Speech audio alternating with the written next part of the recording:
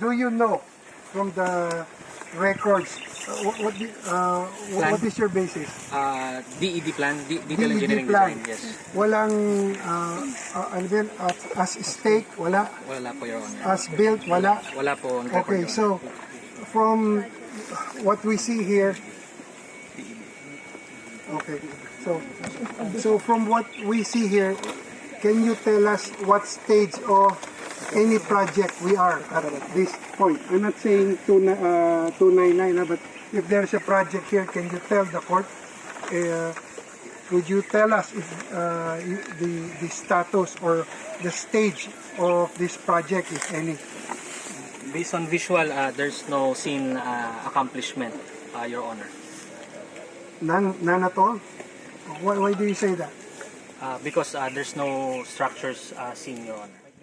Counsel, any other question? So, are you willing to stipulate that from the point we started, no, the supposed starting point of Project 299 up to where we are, that we have not seen any structure? Are you willing to stipulate? On the part of JP Mendoza, Your Honor, we are not willing to stipulate considering that based on the detailed engineering design, the supposed structure or the design, there should be sheet piles embedded the bank of the river or what's that, the water. So it might be that the sheet piles are embedded under the soil and we cannot see it with our We will go down now also and check. Now or go to the other side. Pwede ba yan? To check. Is it possible to see kung may sheet piles na nakalabas? We have maintenance crew, Your Honor. They can... No, the court has to satisfy itself. You know, counsel for the accused also. Okay, so what's the best way? Where's the best vantage point to view if ever there are sheet piles? Mismo sa low bank, Your Honor. We'll do that. Counsel, you will come and join us and check, okay? Okay, what else? Any other manifestation from na walang sheet, we're not sure kung walang sheet file. Correct? Bottom bank of the Everyone river. else? Doon sa baba. Tumigay.